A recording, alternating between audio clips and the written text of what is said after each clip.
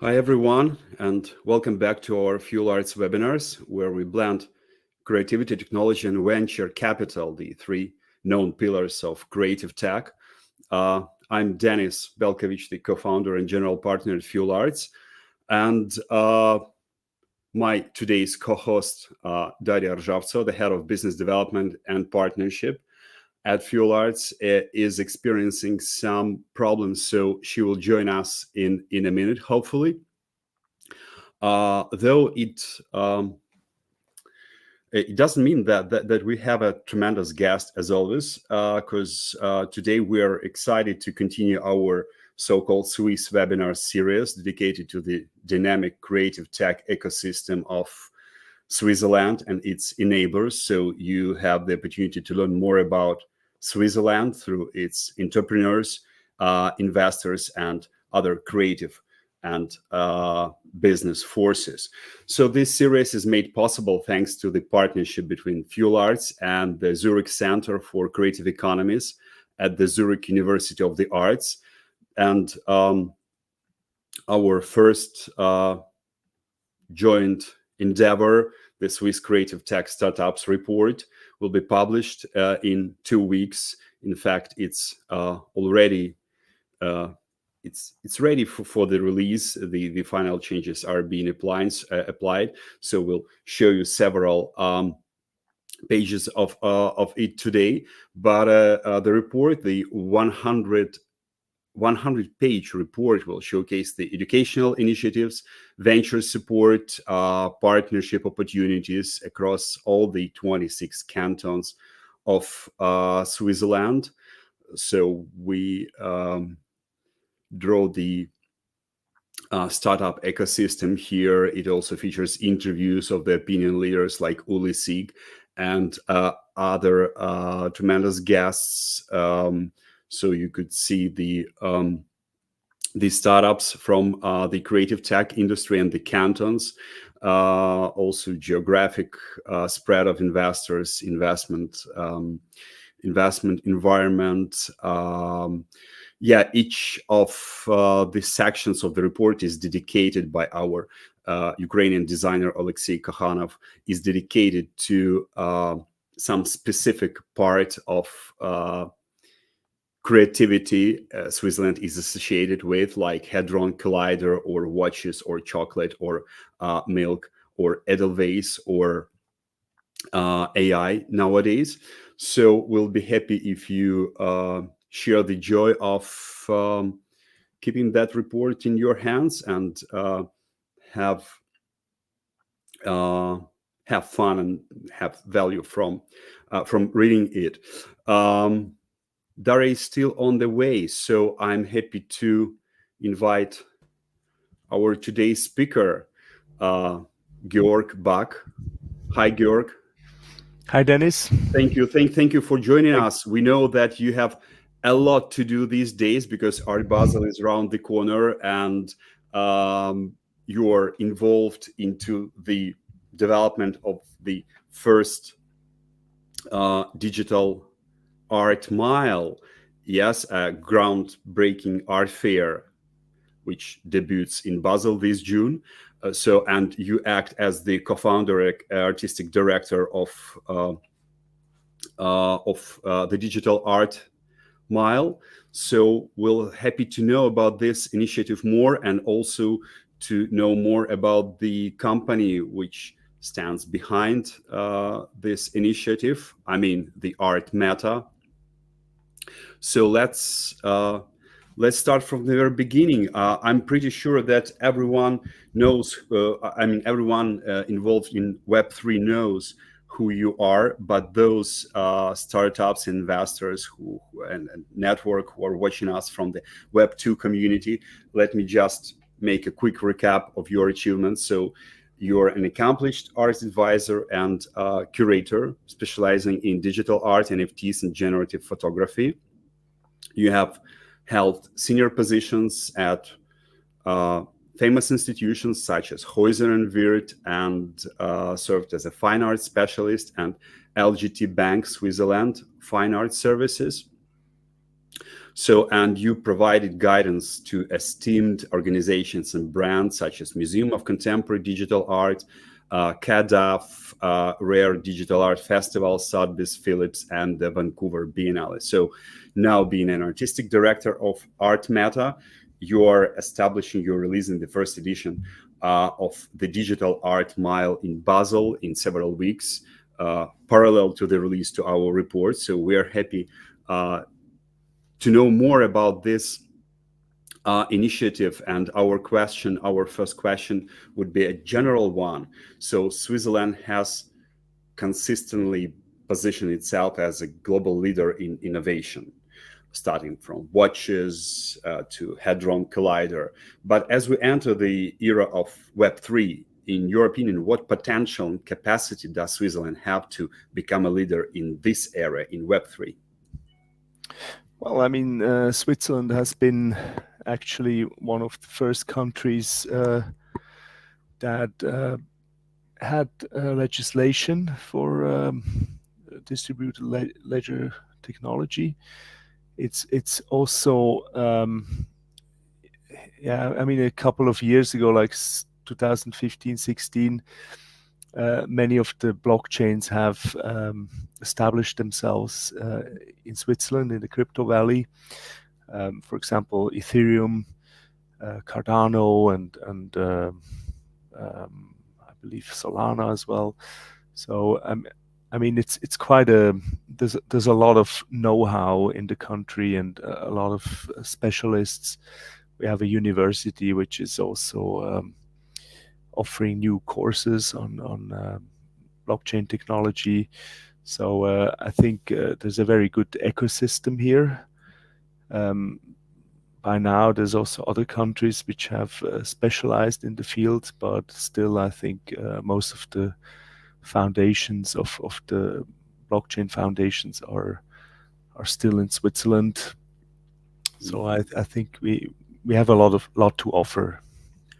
Thank you, Georg. And also, you have a lot of people who can. I mean, the human resources, great specialists like you.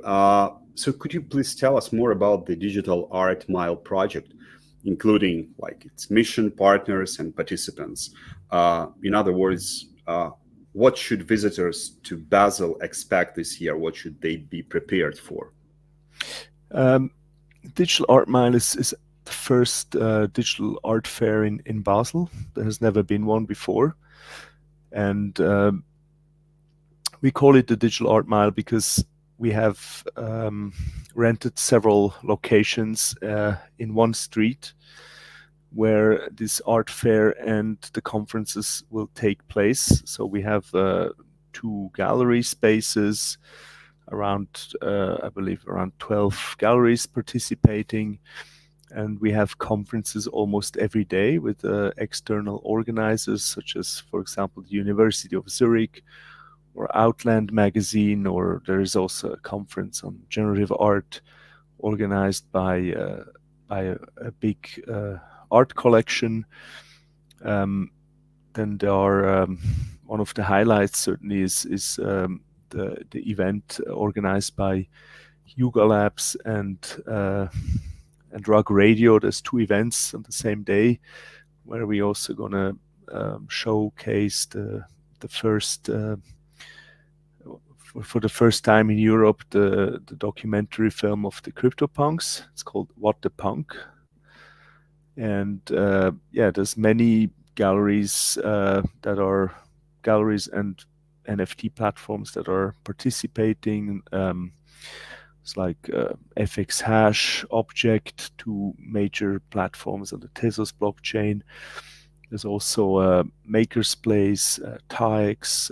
We just onboarded Sotheby's, who will display a major NFT project coming up in the fall. We have a private foundation, the SIG Art Foundation, which has also a prize for AI art, and we also going to show a major exhibition.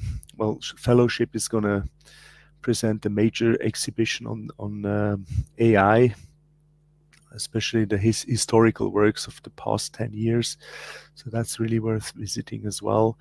So there's many little curated exhibitions, and I think it's probably going to be a digital art exhibition, fair and conference that is going to be more approachable for the general public than maybe other Web3 festivals where it's very difficult to navigate. I mean, here we are offering a rich educational program, I would say. Mm-hmm. Thank you, Georg. From my experience, holding satellite art events alongside global fairs, of course, it's a well-known strategy. But however, Web3 brings both opportunities and challenges to this practice. For instance, in Miami Beach, we could see how crypto parties have replaced traditional gallery parties. So galleries just refused to hold parties because of the low attendance. Everyone wanted to visit crypto art parties. But at the same time, in Dubai, crypto events scheduled around the Dubai Art Fair this year, they moved their activities like a month ahead to avoid competing with traditional collectors. You're holding the Digital Art Mile in parallel to the biggest art fair, the Art Basel in Basel. So I believe you've partly replied to this question, but if to summarize, so could you name like one part of the strategy or one key thing which ensures the success of the Digital Art Mile in Basel? So what brings you confidence that it will be successful? I think, well, first of all, there is a big difference between Miami and Basel, I think. I mean, Miami, as you mentioned, there's a lot of parties, events. Most people don't truly go there for art. They are more interested to socialize and mingle among celebrities. And in Basel, that's, I would say, there's a better focus on art and there's less distraction. So there's, I think there's like maybe 6 art fairs or something like that. So people go more focused to see art. And I think, what we are presenting, first of all, we're bringing a lot of Web3 people to Basel who have never been there. So we also bring a new crowd to Basel, and I think there is also a general curiosity from the traditional art world to discover digital art, because there's more and more art exhibitions in museums. There's more and more galleries and platforms offering digital art. So there is an interest for digital art, but for a lot of traditional art lovers, it's a new field, and they are curious, but they have to also learn about this medium and about the artists. And that's why for us a major focus is really to do an educational program around different topics of digital art. There will be a lot of art which is also physical, so there's a digital component to it, but it's a physical print or an embroidery or a photograph. So there's a people can explore digital art in different ways, and I think it's as it's also a boutique art fair, so it's not so big. People can take their time and also talk to the gallerists and learn about the art. So I believe it's going to be a success, because I think the time is right, and people know that NFTs and digital art, it's becoming more serious now. It's not anymore just about speculation. Museums have started to collect digital art and NFTs, so I think we are very optimistic this year. Yeah, thank you, Georg. I can't agree more with you with what you are saying, and also your reply brings us to the next question. You've mentioned both physical and digital experiences, and in broader meaning, that means the combination of the two audiences, like the young audience and a more mature audience. So, from what we at PhilArt see over the past year, surveys by major analytical companies like ArtTactic, ArtTech Report. So they have stopped asking about a breach between traditional and digital collectors. Yet the gap has not closed. So what do you think is the reason for this? So has the art market given up, or has it found ways to engage the both audiences? I think the art market has definitely not given up. I mean, big auctions houses are still doing regularly sales with NFTs, and they also take over a large part of the education. If you are reading, the explanations of the artworks at Sotheby's, for example, you can learn a lot about new art movements in digital art. And I think one of the problems that I still see for traditional art collectors is, you buy the artwork and you have to somehow display it on a screen, and sometimes it's not easy because the artwork is not, you can't adjust it to your screen. You have to have a certain dimensions.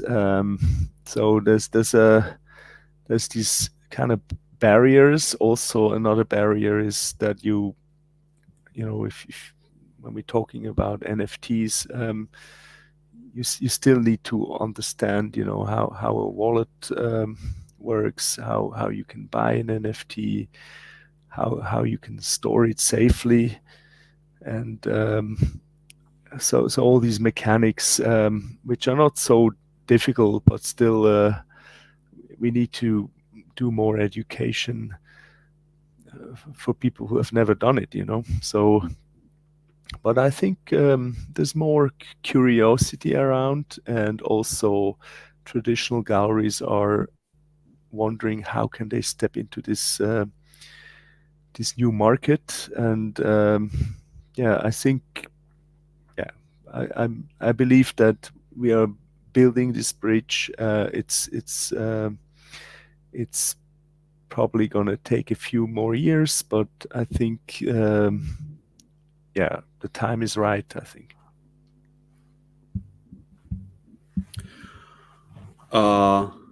Okay, so we're still missing Daria, but we do not miss our one of our regular listeners, Olu. Hi, Olu. Thank you for your comments. Olu is an enterprise development specialist, keynote speaker, worldwide known storyteller and communication expert. So thank you. Your question shows that you have joined us a bit later than we've started, because Georg has already replied to this question. So we'll be happy to send you the record after the webinar. Yes, and we are happy to accept all the congratulations. Thank you. We're moving forward. So speaking about the Digital Art Mile, we've mentioned its main organizer, the ArtMeta. You're the artistic director and co-founder of ArtMeta, which positions itself as a virtual reality 3D metaverse that connects artists and galleries directly to their collectors. So My question is, as a startup incorporated in Switzerland, what positive and negative aspects of this location would you highlight? Well, I would say Switzerland is a hub for many markets, and like a safe place with a good legislation. I mean, as I already mentioned, we have a regulation for blockchain technology. We have banks that are offering services. Um, you can I mean, almost every bank nowadays is offering services. You know, if you want to hold, even if you want to hold NFTs safely, or you know, cryptocurrencies. So we have a lot of great financial services, and this comes out of a long tradition of finance in Switzerland. We have great universities and great staff working in the field. So I think we have a great infrastructure. I think some of the cantons are also accepting cryptocurrencies as payment for taxes. I mean, that's still one of the things that that is very unclear. You know, how do you tax your crypto assets? And that there's, yeah, I think since we are in a country where we have like 26 different tax regulations, it's it's still something that is quite difficult. Or you know, if you're holding, buying and selling NFTs or crypto, so that's something that even for experts sometimes is quite challenging. Yeah, thank you. You've mentioned the cantons, and we know when we see when we like speak about Web3 in Switzerland, we mean Zug canton. When we say Zug, we mean the Swiss crypto valley. In your perspective, could the Zug canton potentially become a full-fledged alternative to Silicon Valley in terms of investment and infrastructure, both the startup infrastructure and educational infrastructure? Yeah, well, I mean, it certainly was in the beginning, I would say. I mean, that's why we call it the crypto valley. I mean, there's a lot of. I mean, Zug has a very low taxes, and most of the foundations of first layer blockchains are yeah, domiciled in Zug. So we have a few interesting companies in the field. I think several hundred companies actually in blockchain technology. So there's a lot of know-how. I'm not sure whether we can compare it to Silicon Valley, because the mentality of Switzerland and United States is much different, I would say. I think Silicon Valley could grow big because there were a lot of investors, VCs, and they could build these amazing products. Zug is less interesting in that field, but I mean, there's a lot of innovation, a lot of smart people. We have, as I also mentioned before, we have a university that has just built, yeah, one. I think they hired like around 10 professors to teach blockchain technology. So I think there's a lot that we can offer in Zug, but I don't think it's going to be a Silicon Valley though. Thank you, Georg. We have a very large question, full-fledged question from our audience, from the unidentified user. Still, it's very interesting. So It is an interesting paradox how for purely digital art, which is immaterial, the main weakness regarding its collective potential and the need to anchor it in a physical display, that is, to render it back into an object, the required dedication of traditional collectors and art dealers you refer to will be complicated further by the eventual, inevitable emergence of AI-meditated art into the mainstream, which will require not only new expertise and connoisseurship from curators and yeah, that's the end of the question. I believe the person who first of all, thank you so much for listening to us, for watching us, for writing your question. I believe the person who did it has a very substantial academic background. So we feel the academic background, academic approach, institutional approach here. Georg, this is a question to you. Yeah, I think AI, I mean, a lot of people have a certain fear of AI, which is okay. I mean, we don't know where the journey goes to, but I believe for art, there's different kinds of AI. I mean, there's static images or there's generated images that are constantly being generated. So for those artworks, you probably can't avoid having a screen, and yeah, they might also, be complicated in a few years' time. They might not run as well as you wish to see it on your screen because it has to be updated. With the static images, you always have the possibility to print it. You can have a physical artwork.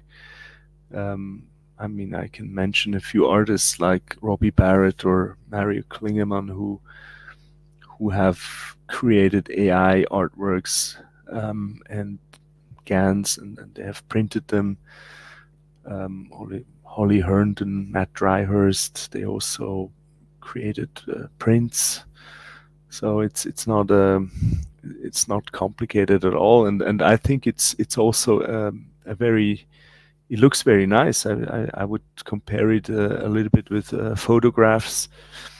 So you can have almost like a photographic composition, but you can see that it's AI. But I mean, there's also some artists that like Rupe Rainisto who's been shown in photography fairs. So he classifies as a contemporary, post photographer, and but his artworks are generated through prompting, or some people call it a promptography. But I think it's not. I think the AI is a new medium that is being explored by many artists. Even if you are a painter, you can use it to inspire, to create new compositions. So I think it's a tool that is very interesting. It's a tool that you can compare with like a camera, or a software that you're using to edit an image.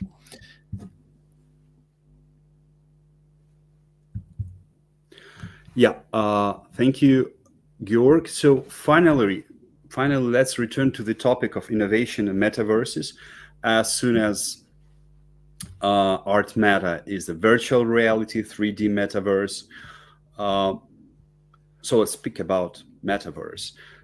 Many believe that the concept of metaverses prematurely declared full-fledged market entry and now requires rebranding. So do you agree with this statement? And if you do, what do you think was the most or least ready, like 2 years ago when the metaverse expansion has started, like the audience, investors, technology, or devices for immersing oneself in the metaverse?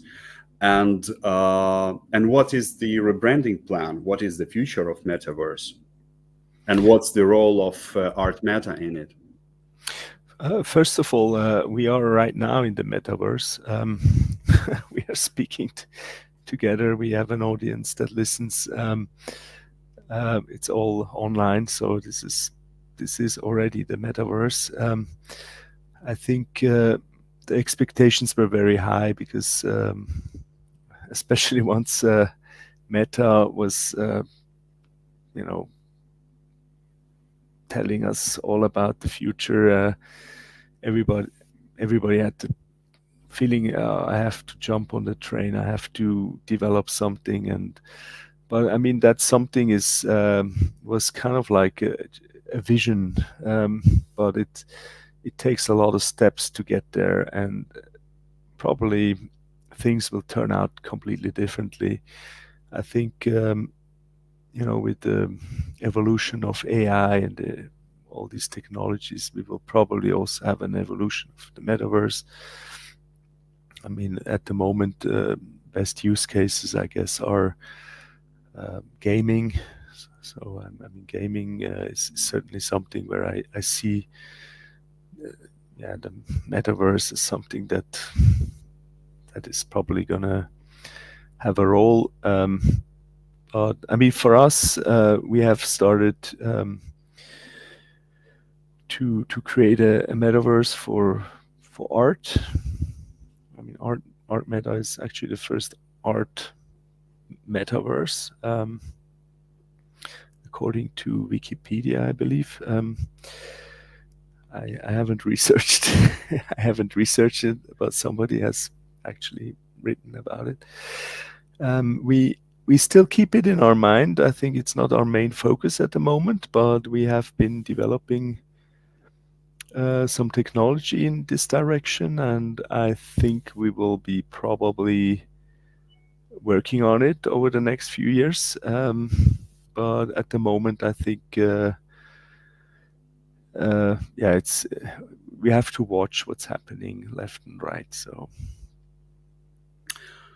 thank you. That was very professionally described. I mean, thank you for your input, for your contribution to our webinars.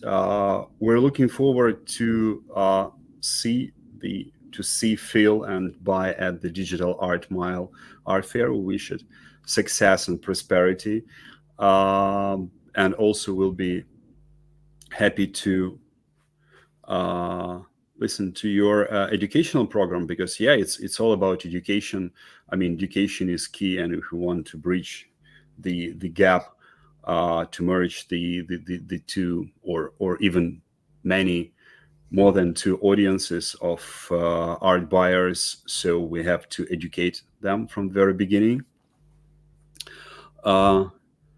Olu says that she agrees with you. Right, thank you. So thank you, Georg, and let's meet in Basel in several weeks, and then celebrate your success. Yeah, I hope you're gonna be there. we can meet there. And anybody who is interested, our website is online. You can look at the program. It's free to attend, and you can also sign up for some of the conferences. Everything is online. I have to say that the seats are limited due to the cinema where we do the conferences, but first comes, first serves. Yeah, let me just post the comment. Right, artmeta.org.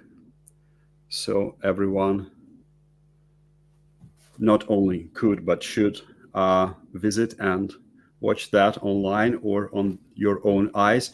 I personally mostly like that you said, but we are in the Metaverse, because it's true, we are talking to each other, and I mean, Metaverse is our environment. We are already there, like we are already in Web3, even if we do not use crypto. So thank you again, Georg, and wishing you all the best with the Digital Art Mile, with the Metaverse, and everyone be prepared for the next astonishing guest in a week, connected with the Swiss creative tech ecosystem. Thank you again. Thank you very much. See you. Bye. Thank you.